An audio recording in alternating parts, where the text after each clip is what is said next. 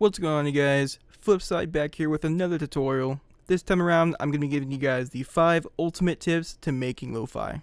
Now, it doesn't matter if you're new to making lo-fi or you already kind of know your way around. These are going to be the 5 ultimate tips to help you guys achieve that lo-fi vibe in your beats. I'm probably going to be giving you guys more than 5 tips in this video, but you know, I just kind of needed a clickbait title. Also, be sure to stay tuned till the end because I will be giving you guys a free sample pack in tip number 5. So yeah, let's just jump straight into it. So tip number 1 that I'm going to give you guys is to get sample digging. A lot of people want to make lo-fi from scratch because they don't know how to sample or they're afraid of getting copyrighted, but the truth is, using old samples like jazz or soul or just sampling any kind of acoustic instrument, that really helps achieve that lo-fi vibe. Now sure, you can easily make great lo-fi beats from scratch as I've showed you guys in one of my previous videos, but in my opinion, when you start to use a lot of virtual instruments in your lo-fi tracks, you start to lose that dusty, nostalgic, analog feeling that you usually get with a good lo-fi song. You look dusty. So down below are going to be links to multiple channels and playlists that have tons of samples that you guys can choose from. Listen to a bunch of these songs, try to find clips and loops that you guys can cut out to use in your beats. Look for things like Rhodes and pianos.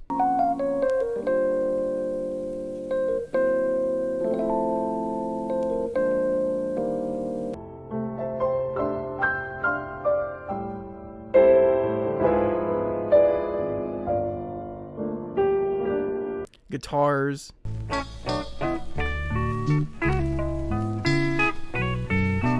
or even acoustic and ukulele covers that people post online.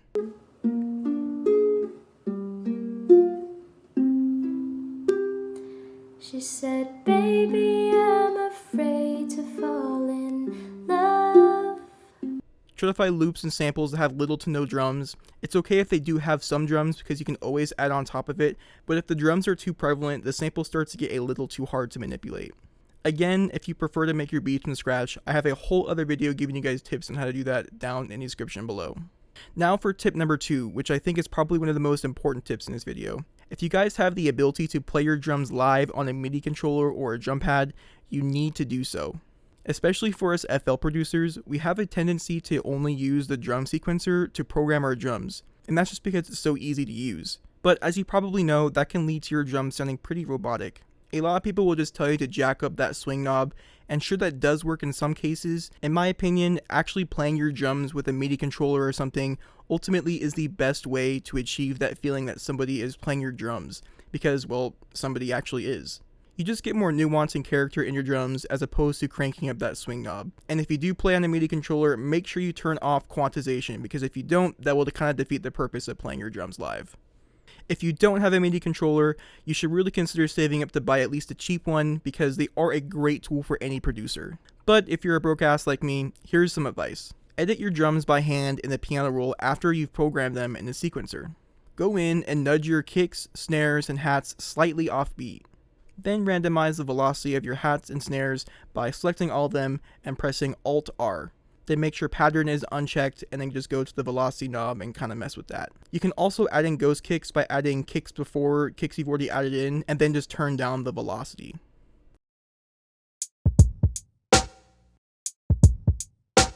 And that will kind of help achieve that old school bounce feel in your kicks. Then just manually edit the velocity of the rest of the kicks or just press Alt-R to randomize the velocity. So basically for tip 2, play your drums live if you can, and if you can't, do more than just crank up that swing knob. Go in and nudge things around on the piano roll. Now for tip number 3 to improve your lo-fi beats is to add some automation. For today's video, I'm going to be automating my EQ and gross beat. For the EQ, usually people do low pass and high pass filter automations. To do a low pass automation, set your sample to a mixer track and then add a parametric EQ. Then we're going to set a low pass filter on it to cut out all the highs. And then go to this knob right here. This turns the plugin on and off. Turn it all the way down to turn it off. And then right click it and select create automation track. Now there should be an automation track on your timeline. You can right click to create points anywhere on there, and the lower the point, the lower the effect, and the higher the point, the more the effect takes place. Create a point where you want the automation to kick in, right click it and select hold. Now drag the point to the top. This will make the EQ come in suddenly. Then create another point, right click that and select smooth, then create another point and drag that down for the EQ to slowly fade out. It should sound something like this.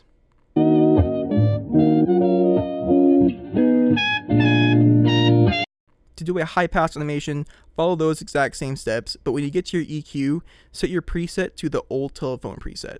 And then this is what that should sound like.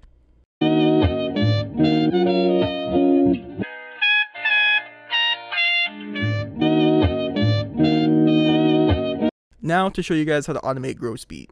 Send the track or sample that you want to be automated to a mixer track and then add gross beat to it. Then open it up and then right click empty and select create automation track.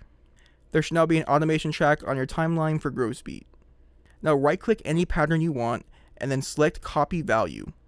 Now go to the automation track, make a point where you want the gross beat to start, and then right click it and select hold, so it instantly goes to that value. Now right click that point again and then select paste value. Now when it gets to that point on the timeline, gross beat will trigger and go to that value.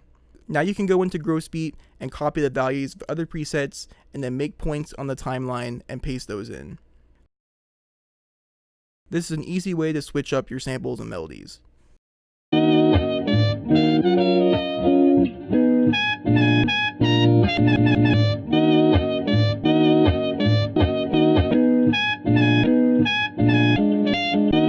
Okay, so for tip number 4 to help achieve that lo-fi vibe, I'm going to be showing you guys how to sidechain your kicks.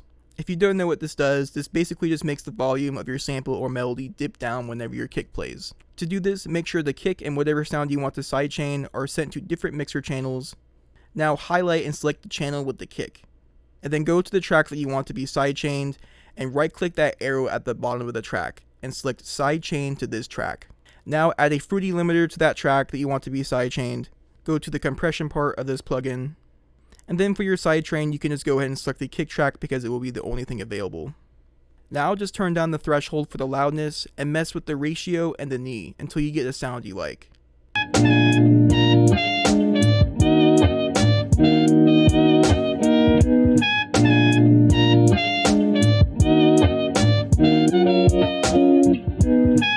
You can hear now that the sample is kind of dipping down slightly whenever the kick plays. Now for tip number 5, to really help you guys achieve that lo-fi vibe in your beats, I recommend that you guys use live hi-hat samples,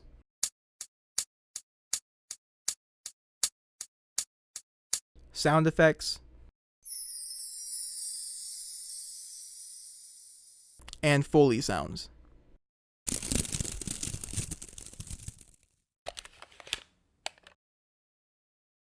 These are great ways to add character to your beats because the lo-fi genre is kind of built around this dusty vintage aesthetic, and these really help your tracks get that lo-fi feel. I also recommend things like atmosphere sound effects like oceans crashing on a beach,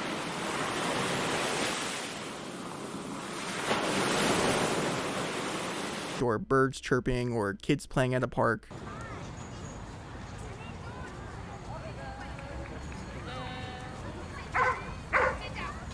You know, sound effects that kind of help achieve a certain vibe or feeling. You can find these sounds through various drum kits or just through sample digging. Maybe you can find a song that has some drum breaks or some hi-hat breaks. But if you really need sounds like these, I will include a free sample pack down in the description below. It'll include a bunch of hi-hat loops, Foley, sound effects, and all that kind of good stuff.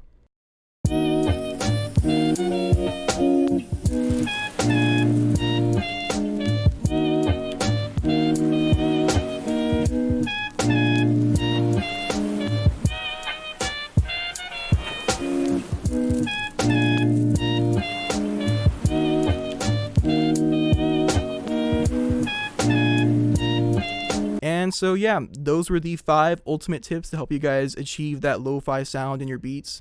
I hope you guys enjoyed this video. I'm going to be having a lot more tutorials coming out soon and a lot more sample packs also, so be sure to subscribe and leave a like down below if you haven't already. So yeah, peace out guys. You look dusty, so them boys can womp you.